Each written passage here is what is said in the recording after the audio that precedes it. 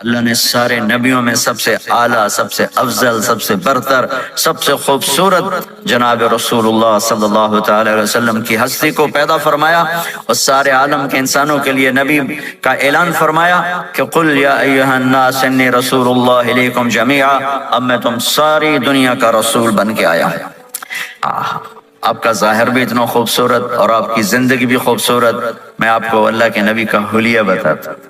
آپ تشریف لے جا رہے ہیں مکہ چھوڑ کے مدینہ، راستے میں بھوک لگی، رابغ ایک خیمہ دیکھا، وہاں ایک بوڑھی عورت بیٹھی۔ آپ نے ان سے کہا ماں جی کچھ کھانے کو ملے گا، پیسے دیں گے؟ اس نے کہا بیٹا بارش نہیں ہوئی، کچھ بھی نہیں ہے، قحط ہے، کھانے کو بھی نہیں ہے، پینے کو بھی نہیں ہے۔ تو ایک بکری کھڑی تھی بالکل کمزور، اس کے جسم پر صرف کھال تھی۔ آپ نے کہا اس بکری کا دودھ نکال لوں؟ وہ کہنے لگی دیکھ تو رہے ہو اس کے جسم پر تو سوائے کھال کر ہے کچھ نہیں، کہاں سے نکالو گے؟ کہا مجھے اجازت دو۔ اب چونکہ ایک عجیب سا واقعہ ہو رہا ہے کہ ایک ایسی بکری سے دودھ نکالنے کی بات ہو رہی ہے جو چل بھی نہیں سکتی، تو بڑی آپ کو ایسے غور سے دیکھنے لگی کہ یہ کون ہے، یہ کون ہے جو اس مری ہوئی بکری سے دودھ نکالنا چاہتا ہے؟ تو غور سے دیکھ رہی، تو آپ آنکھوں میں سما گئے۔ پھر اس نے اس کو بیان کیا، آپ نے اس بکری کے تھنوں کو پکڑا تو لٹک کے نیچے آ گئے، دودھ سے بھر گئے۔ تو اپنے بڑے برتن میں دودھ نکالا، اپنے تینوں ساتھیوں کو پلایا، خود بھی پیا، پھر دوبارہ دودھ نکال کے برتن پورا بھر کے اس بڑھیا کو دے دیا، اور آپ چلے گئے۔ شام کو اس کا خامد آیا ابو معبد، انہیں کہا ام معبد یہ دودھ کہاں سے؟ کہا اس بکری کی۔ کہا پاگل ہے، یہ تو چل نہیں سکتی، اس کا دودھ کہاں سے آ گیا؟ کہا ایک نوجوان آیا تھا، اس کے ہاتھوں میں کوئی تاثیر تھی، جادو تھا، جس سے یہ دودھ نکلا ہے۔ وہ کہنے لگا ان عتیلی، بتاؤ وہ کیسا تھا؟ شاید آپ نے کبھی سنا نہ ہو اپنے نبی کا حلیہ، میں بتانا چاہتا ہوں ہمارے نبی کیسے تھے۔ رأيت رجلا ظاهر الوضاء أبلج الوجه حسن الخلق لم تعبه ثجلة ولم تجرب به صعلة وصيم قصيم في عينيه دعج في أشفاره وطف في صوته سحل في لحيته كثافة في عنقه ستع أكحل أحور أزج أقرن إن صمت فعليه الوقار وإن تكلم فسماه وعلاه البهاء أجمله وأبهاه من بعيد وأحسنه وأحلاه من قريب كأن منطقه خرزات نذب يتحذرن فصل لا هزر ولا نزر سبحان الله لم تقتحم عين من قصر ولا تشناه من طول ربعة انظر الثلاثة غصن بين غصنين۔ کیا اماں الفاظ بول گئی، آج تک عالم تھک گئے ترجمہ کرتے ہوئے، کہنے لگی میں تمہیں کیا بتاؤں، میں نے ایک شخص دیکھا، مجھے لگا جیسے 14ویں کا چاندی کپڑے پہن کے زمین پہ آ گیا۔ ظاہر الوضاء ابلج الوجہ، چمکتا چہرہ۔ میں پورا آپ کو ایک اور حدیث بھی ساتھ جمع کر لیتا ہوں۔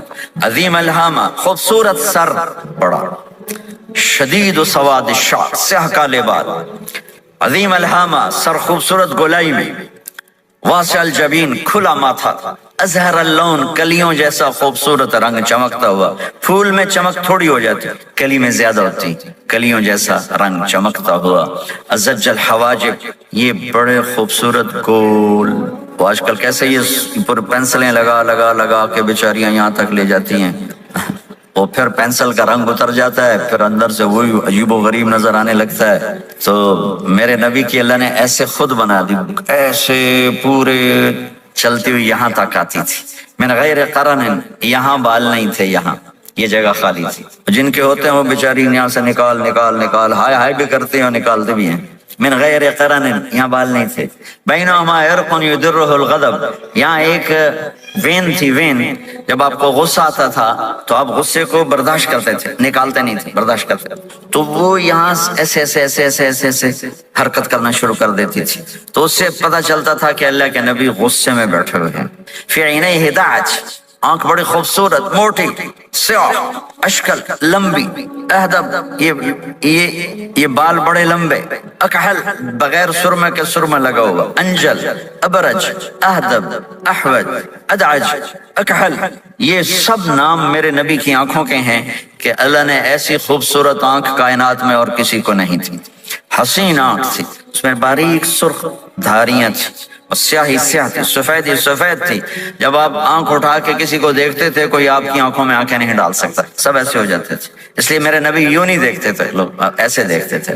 جل نظرہ الملاحظہ، ایسے جب کبھی آنکھ اٹھتی تھی پھر سب آپ کے سامنے یوں ہو جاتے تھے، کوئی آپ کے چہرے پہ نظر نہیں ڈال سکتا تھا. فی اشفارہ وطف، خوبصورت خوبصورت بال، اخنل عرنین، ناک تھوڑا سا یہاں سے اٹھا ہوا، یہاں سے باریک، لہو نور یعلوہ، یہاں نور نظر آتا تھا سے چمکتا ہوا چمکتا ہوا. ضلیع الفم، ہونٹ بڑے خوبصورت کھلے ہوئے کھلے ہوئے اور چوڑے منہ کے ساتھ. اشنب براق الثنایا مفلج الاسنان، دانت ایسے گولائی میں خوبصورت چمکتے ہوئے. جب کبھی آپ مسکراتے آپ کے دانتوں کا نور دیواروں پہ پڑتا ہوا نظر آیا کرتا تھا. ایسے حسین دانت تھے ہمارے نبی کے کہ دانتوں سے نور نکل کے دیواروں پہ پڑتا ہوا نظر آتا تھا.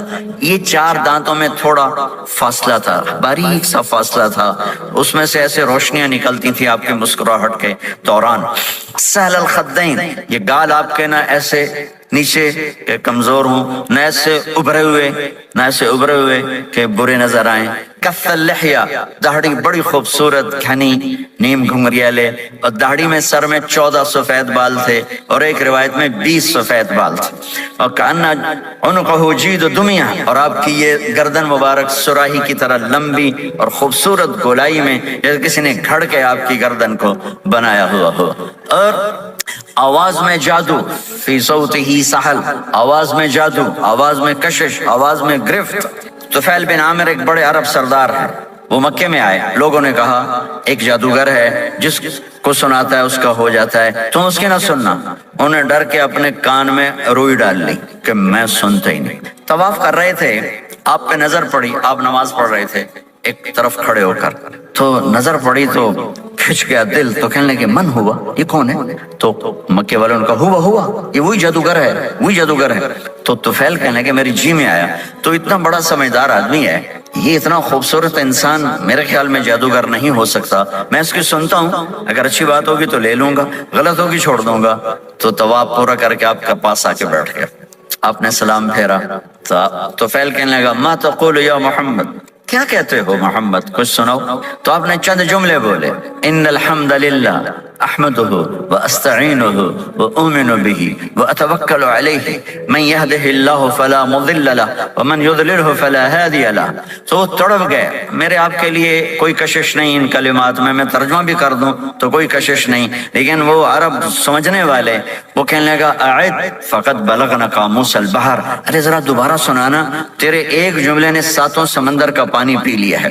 تو آپ نے دوبارہ سنایا ان الحمد للہ احمدہ واستعینہ واؤمن بہ واتوکل علیہ من یہدہ اللہ فلا مضل لہ ومن یضلل فلا ہادی لہ.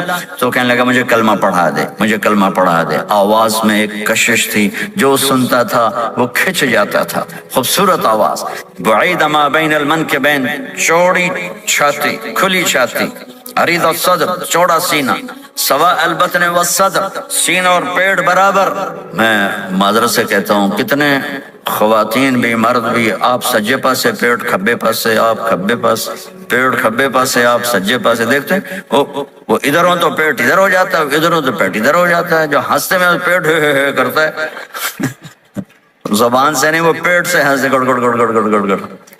میرے اللہ کو انتہائی ناپسند ہے موٹا، چاہے عورت ہو چاہے مرد ہو. اور مولوی موٹا تو سب سے برا لگتا ہے.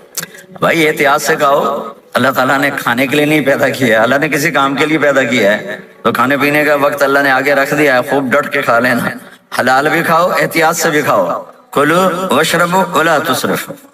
اور اللہ تعالیٰ نے کھانے کا والتین والزیتون وطور سینین وهذا البلد الامین، اللہ نے اعلیٰ ترین غذا کی قسم اٹھائی اور اس میں ذائقہ نہیں دیکھا. نہ انجیر کا ذائقہ ہوتا ہے اتنا اچھا، اور زیتون تو ویسے ہی کڑوا ہوتا ہے.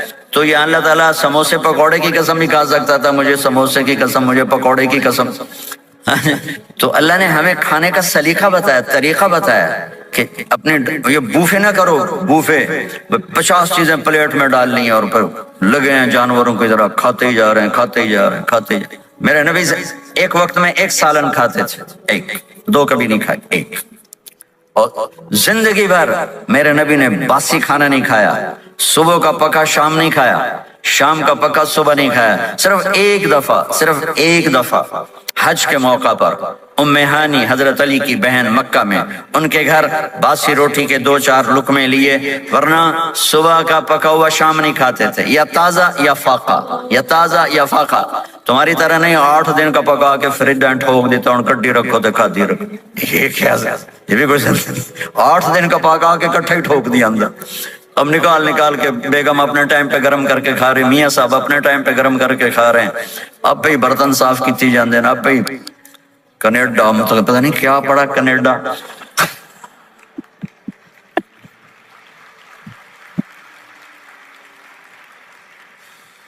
میں انگلینڈ گیا تو میرے بڑے اچھے دوست ہیں، وہ کہنے کہ مولانا میں نئی گاڑی لائے ہوں، آپ کو اس میں بٹھانا ہے۔ اچھا کتنے کی؟ کہنے کا 2.5 لاکھ پاؤنڈ کی ہے، 2.5 لاکھ پاؤنڈ کی۔ میں نے کہا اس کا ڈرائیور کون ہے؟ کہا جی ڈرائیور تو ہم خود ہی ہوتے ہیں۔ میں نے کہا پھر ہماری سوزوکی اچھی ہے جس پر ڈرائیور رکھا ہوتا ہے، صاف بھی کرتا ہے بٹھاتا بھی ہے، تم اچھے 2.5 لاکھ پاؤنڈ کی گاڑی لی ہے، ٹائر بھی خود دھو رہے ہو اور اس کے میٹ بھی خود صاف کر رہے ہو نکال کے، ابھی بیگم نے برتن بھی تم سے صاف کروانے ہیں، وہ الگ سے کام ہے۔ میرے نبی سوا البطن والصدر، میرے نبی کا سینہ اور پیٹ برابر تھا، سبط القص، بالکل ایسے سیدھا قد، بالکل، اور کبھی زندگی بھر پیٹ بھر کے کھانا نہیں کھایا، صبح کھایا شام نہیں کھایا، شام کھایا صبح نہیں کھایا، جان بوجھ کے، اور جب کھایا تو چند لقمے۔ دقیق المسربہ، یہاں بالوں کا تار تھا جو ناف پہ آ کے ختم ہوتا تھا، باقی سارا جسم انور المتجرد، چمکتا ہوا جسم تھا، چمکتا ہوا، راہ بر راہ، یہ ہتھیلی کشادہ، شسن الکفین والقدمین، یہ جگہ اور پاؤں کی یہ جگہ، اس پر گوشت خوبصورت، مسیح القدمین، اس طرح تھا کہ یہ رگیں نظر نہیں آتی تھی، اور جو حصہ آپ کا کپڑوں سے باہر نظر آتا وہ نور چمکتا نظر آتا تھا، اور اذا زال قلعا، آپ پورا قدم اٹھا کے رکھیں، یہ ایسے نہیں چلتے کہ آپ پورا ایسے قدم اٹھاتے تھے پورا، اور یقارب الخطا، قدم چھوٹا چال میں تیزی، ایسے لمبے قدم نہیں اٹھاتے تھے، چھوٹا قدم لیکن اس میں تیزی بہت، یمشی تکفین، ذرا کندھے جھکا کے چلتے تھے، اکڑ کے زندگی بھر نہیں چلے، ہمیشہ یوں چلتے تھے، تھوڑی گردن بھی جھکی ہوئی، تھوڑے کندھے بھی جھکے ہوئے، اور عاجزی، اور ہمیشہ سلام میں پہل فرماتے تھے، جس کو بھی ملتے تھے سلام میں پہل ہوتی تھی، اور اتنے عالی اخلاق تھے، کبھی کسی کو یوں کر کے نہیں بلایا، ہمیشہ یوں کر کے اشارہ کر کے، پورے ہاتھ کا اشارہ کر کے بلایا، اور جب کبھی آپ کو دائیں بائیں سے کوئی بلاتا یا رسول اللہ تو اب یوں نہیں کرتے تھے، میں یوں کھڑا ہوں، مجھے فوزان کہتا ہے مولانا صاحب تو میں اتنا ہی کروں گا، جی فرمائیے کیا کہنا ہے، کوئی ادھر سے ہوگا تو میں کہوں گا ہاں جی بولو کیا کہنا ہے، پر اپنے نبی کے اخلاق دیکھو، یہاں سے کسی نے آپ کو بولا یا رسول اللہ تو آپ یوں نہیں کرتے تھے، آپ یوں کرتے تھے، جی فرمائیے، پورا اس کو سینہ دیتے تھے، کوئی ادھر سے بولا تھا یا رسول اللہ تو آپ یوں نہیں کرتے تھے، آپ پورا ایسے مڑتے تھے، پھر کہتے تھے جی فرمائیے، پورا سینہ دیتے تھے اس کو، اور پھر کوئی کہتا آپ سے بات کریں تو آپ یوں ہو جاتے، کوئی آپ سے بات کرنی آپ یوں ہو جاتے، جب تک وہ بات ختم نہیں کرتا تھا آپ اس کی سنتے رہتے تھے، اور جب کسی کی بات سنتے تھے تو بالکل اس کو چہرہ دیتے تھے۔ یہ موبائل نے ہمارے اخلاق برباد کرتا ہے، بچہ ماں سے بات کرتا ہے وہ بیٹھی موبائل دے، ہاں بولو کیا کہتے ہو، سن رہی ہوں، بولو سن رہی ہوں، آنکھیں ادھر ہوتی ہیں اور کان ادھر ہوتے ہیں، یہ جس سے بھی آپ ایسا کرو گے آپ نے اس کے دل کو تباہ کر کے رکھ دیا۔ توجہ فرمائیے، ہمارے اردو میں کہتے ہیں توجہ، تا ہٹا دو تو نکلتا ہے وجہ، چہرہ، اپنا بوتھا شریف میری طرف کرو، مجھے عزت دو، میری آنکھوں میں آنکھیں ڈال کے بات کرو۔ آپ کو صحیح سچا واقعہ سناؤں، ہمارے فیصل آباد میں ایک خاتون اسکول ٹیچر تھی، تو وہ پیپر چیک کر رہی تھی تو رونے لگی مارکنگ کرتے ہوئے، تو ان کے ہسبینڈ نے پوچھا کیوں روئی ہو، تو اس نے ایک پیپر نکال کے دے دیا، کہا اس کو پڑھو، تو اس میں ایک سوال تھا کہ بچوں سے کہ آپ کیا بننا چاہتے ہیں، تو بچے نے لکھا تھا میں اسمارٹ فون بننا چاہتا ہوں، کہ میں دیکھتا ہوں کہ میری ماں اور میرے جو فادر ہیں وہ مجھے اتنا توجہ نہیں دیتے جتنا اپنے فون کو توجہ دیتے ہیں، میں ان سے بات بھی کروں تو وہ اپنے فون میں لگے ہوتے ہیں اور اسی میں لگے مجھ سے بات کرتے ہیں، مجھے میرا جی چاہتا ہے میں بھی اسمارٹ فون ہوتا۔ تو ان کے خاوند نے پوچھا تو کیوں روئی ہو، کہ یہ تیرے میرے بیٹے نے لکھا ہے، یہ اوپر تو رول نمبر تھا نا، ان کو تو پتا تھا کس کا رول نمبر ہے، باپ کو نہیں پتا تھا، کہ یہ تیرے میرے بیٹے نے لکھا ہے کہ میں اسمارٹ فون بننا چاہتا ہوں۔ تو یہ ضرورت کی چیز ہے، لیکن اب آپ تو اپنا کلچر بھول گئے. مراسی بڑی ایک عالی شان قوم ہوتی ہے ہمارے پنجاب میں, تو وہ ہماری پنجابی کی مثال ہے, میراسیاں دا پتر جمے انہیں چوم چوم کے مار چھڑیا. تو یہ سمارٹ فون نے تمہیں ٹوائلٹ میں بھی فارغ نہیں رکھا, ٹوائلٹ میں بھی سودے کر رہے ہوتے ہیں بیٹھے ہوئے.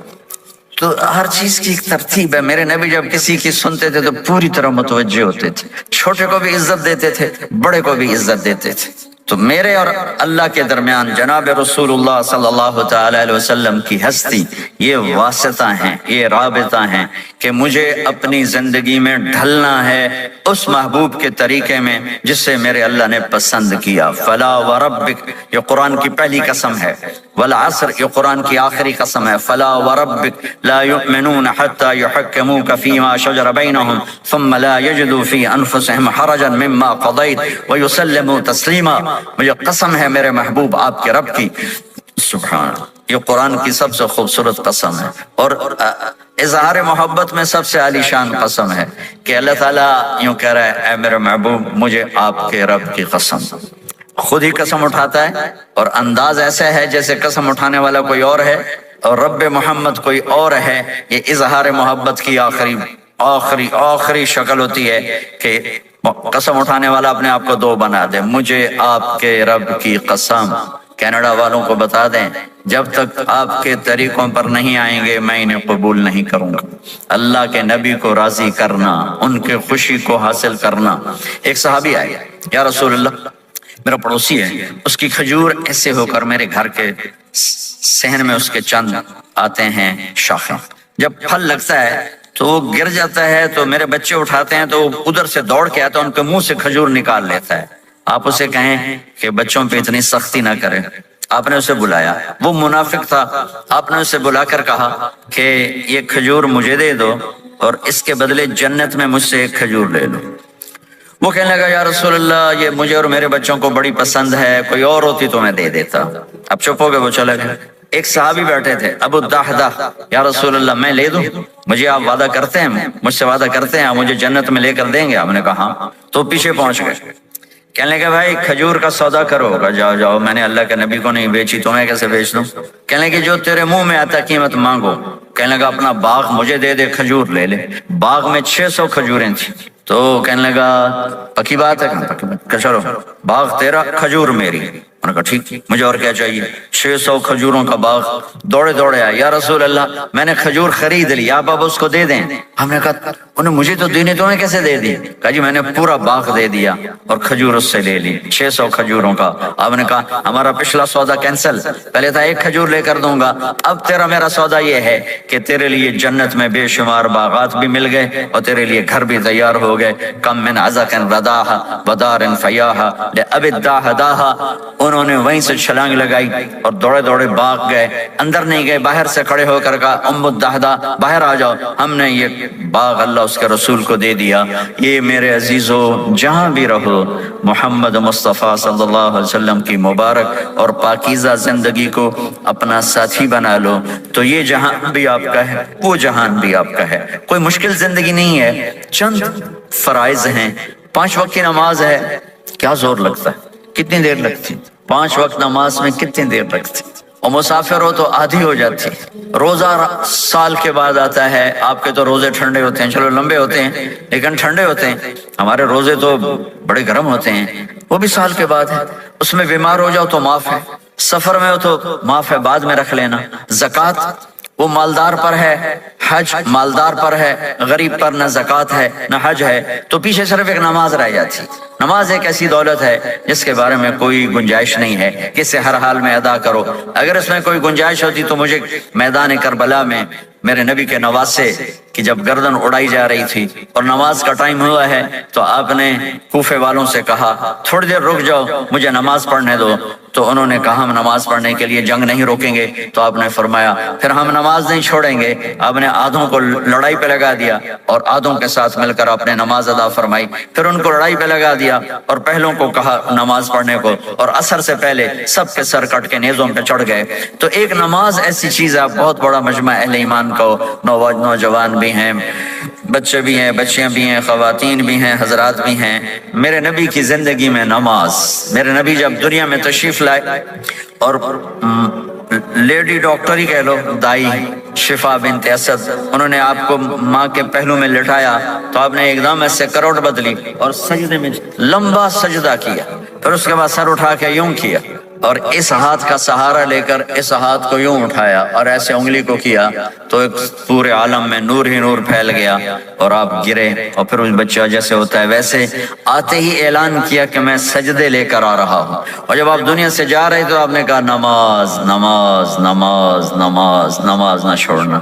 عبادات میں ایک نماز ایسی ہے جس میں گنجائش نہیں، اور اس کے بعد دوسری زندگی میں چند چیزیں ہیں، چند چیزیں، ان سب کا خلاصہ کروں تو چار چیزیں ہیں، سب کا خلاصہ کروں تو چار باتیں، وہ بھی حدیث پاک میں میرے نبی نے فرمایا اربع من کن فیہ ما ضرہ ما فاتہ من الدنیا، چار باتیں لے لیں اس سارے ہال کے حاضرین حاضرات سامعین سامعات، تو میرے نبی فرماتے ہیں اس کو سب کچھ مل گیا، سب کچھ مل گیا، چار باتیں سب کچھ مل گیا، صدق حدیث، حفظ امانت، حسن خلیقت، عفت فی طعمت، چار باتیں، سچ بولے جھوٹ نہ بولے، سچ بولے جھوٹ نہ بولے، دیانتداری سے کام کرے دھوکہ نہ دے، اخلاق اچھے ہوں بد اخلاق نہ ہو، رزق حلال ہو حرام نہ ہو، چار باتیں جو کر لے گا وہ پورا دین اس کے ہاتھ میں آ جائے گا۔ عبادات کے بعد نماز فرائض، تو ایک سچائی ہو، ایک دیانتداری ہو، ایک اخلاق اچھے ہوں اور ایک رزق حلال ہو تو ہر چیز آپ کے تابع اللہ تعالیٰ کر دے گا۔ یہ پورے کا پورا دین ہے جو میرے نبی لے کر دنیا میں تشریف لائے۔ یہاں کے ماحول میں دوڑ لگی ہوئی ہے اور ایک دوسرے کو خیال کرنا یا اس کے لیے وقت نکالنا، خاص طور پر جہاں والدین پوری دنیا میں ہی پریشان ہیں لیکن ان ملکوں میں زیادہ پریشان ہیں کہ پتہ نہیں سسٹم ایسا ہے یا قدر کوئی نہیں ہے، لیکن میرے نبی نے فرمایا تھا کاش میری ماں زندہ ہوتی تو تم لوگ دیکھتے میں کیا کرتا، میں عشاء کی نماز کے مصلی پہ کھڑا ہوتا، سورۃ فاتحہ پڑھ رہا ہوتا اور ادھر سے میری ماں مجھے پکارتی محمد، تو میں ماں کے لیے نماز توڑ دیتا۔ ایک صحابی کا پیغام آیا ان کی بیگم کا کہ وہ مر رہے ہیں لیکن کلمہ نہیں پڑھا جا رہا، تو آپ تیزی سے اس کے گھر گئے، دیکھا تو وہ بول رہے ہیں، آپ نے کہا کلمہ پڑھو، کہا یہ نہیں پڑھا جاتا، ویسے بول رہے ہیں نہیں پڑھا جاتا۔ آپ نے پوچھا اس کے والدین میں کون زندہ ہے، کہا جی ماں زندہ ہے۔ آپ نے کہا بلاؤ، کہ ماں آ گئی۔ آپ نے کہا تم اس سے ناراض ہو، کہا جی ناراض ہوں۔ کیا ناراضگی ہے؟ کہ یا رسول اللہ بدتمیزی سے بولتا تھا، بس اور کوئی ناراضگی نہیں، بہت نیک بچہ ہے، تہجد بھی پڑھتا ہے، روزے بھی رکھتا ہے، قرآن بھی پڑھتا ہے، مجھ سے بولتا ہے تو سخت ہو کے بولتا، ریش ہو کے بولتا۔ تو آپ نے کہا معاف کرتے ہو؟ کہا نہیں میں نہیں معاف کرتا۔ تو آپ نے فرمایا میں اسے آگ لگا دوں پھر سفارش کرو گے؟ کہا ہاں پھر تو کروں گا۔ کہ اگر تو نے معاف نہ کیا تو اللہ اسے جہنم میں ڈال دے گا۔ انہوں نے کہا نہیں میں معاف کرتی ہوں۔ جب ماں نے کہا میں معاف کرتی ہوں، آپ نے کہا کلمہ پڑھو، تو اس نے کہا لا الہ الا اللہ، اور اس کی جان نکل گئی۔ پھر آپ نے ان کا جنازہ پڑھایا اور فرمایا کہ جس نے ماں باپ کو دکھ دیا اس پہ اللہ کی لعنت، اس پہ زمین آسمان کی لعنت، ان کی نہ نماز قبول ہے نہ روزہ قبول ہے نہ صدقہ قبول ہے۔ تو مجھے آپ اکثر نوجوان نظر آ رہے ہیں، آپ فیملیز والے ہیں، اپنے ماں باپ کو عزت دیں، اپنے ماں باپ کے پاؤں دھو کر پئیں، ان کی دعا لے لیں، وہ دعا آپ کو کہاں سے کہاں پہنچا دے گی۔ ماں باپ کی دعائیں وہ کام کرتی ہیں جو نہ امریکن ڈالر کرتا ہے، نہ کینیڈین ڈالر کرتا ہے، نہ برٹش پاؤنڈ کرتا ہے، نہ پاکستانی ہندوستانی روپیہ کرتا ہے۔ ماں باپ کی دعاؤں سے ساتوں آسمان کے دروازے کھل جاتے ہیں، زمین آسمان کی برکتیں سمٹ کر ان لوگوں کے پاؤں میں آتی ہیں جو اپنے ماں باپ کی دعا لیتے ہیں۔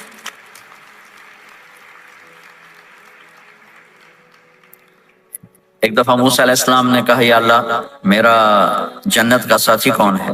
تو اللہ تعالیٰ نے فرمایا کہ وہ جو فلاں آدمی گوشت بیچنے والا، اس کو ہم قصاب کہتے ہیں، قصائی، یہ کوئی اتنا بڑا معزز پیشہ نہیں ہوتا۔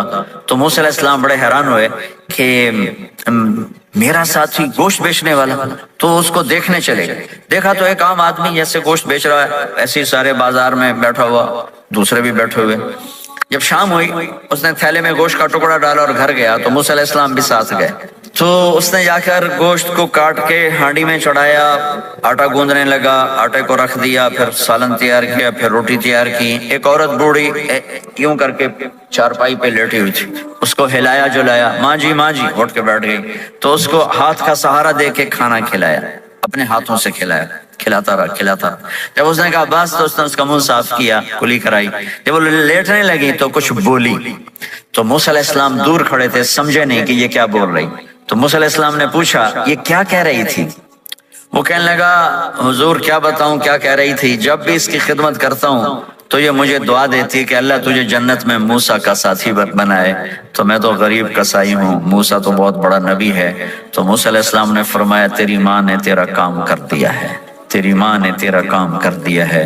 میرے عزیزو، ممکن ہے ماں باپ کی خدمت کرنا، دعا لینا تمہیں یہاں مشکل نظر آئے، لیکن اللہ کی قسم اسی میں آپ کی دنیا چھپی ہوئی ہے، اسی میں آپ کی آخرت چھپی ہوئی ہے۔ اپنے ماں باپ کی دعا لو، اپنے ماں باپ کی دعا لو، اپنے ماں باپ کی دعا لو۔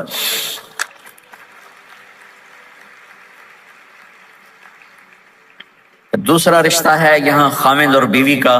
پورے ویسٹ میں طلاقیں بہت زیادہ ہو گئی ہیں، بہت زیادہ طلاق کی ریشو بڑھ گئی ہے۔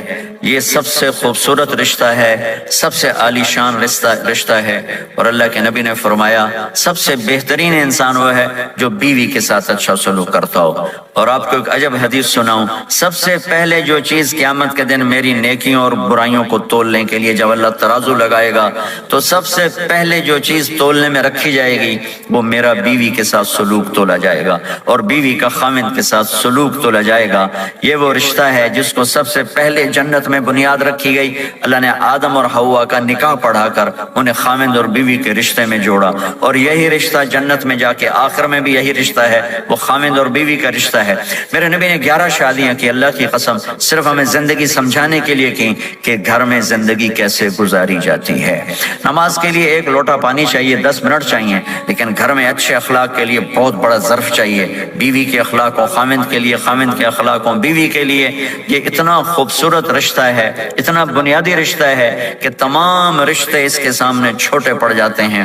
ہمارا عام طور پہ جوائنٹ فیملی سسٹم ہے، ہم اپنے اس رشتے کو بچائیں باقی رشتوں کی زیادتی سے۔ والدین سختی کریں تو اپنی بیوی کو بچاؤ، بیوی سختی کرے تو اپنے والدین کو بچاؤ، بیچ میں تم ایک ترازو کا کام کرو۔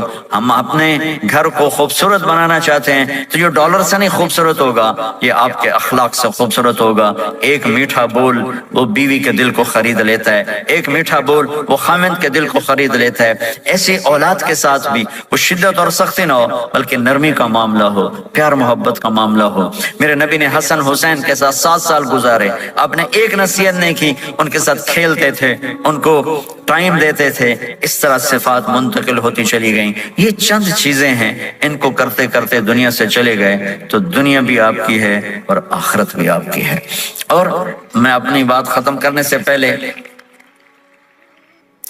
اگر کسی سے لڑے ہوئے ہو تو صلح کر لینا اٹھ کے، اگر کسی سے بات چیت بند ہے تو صلح کر لینا۔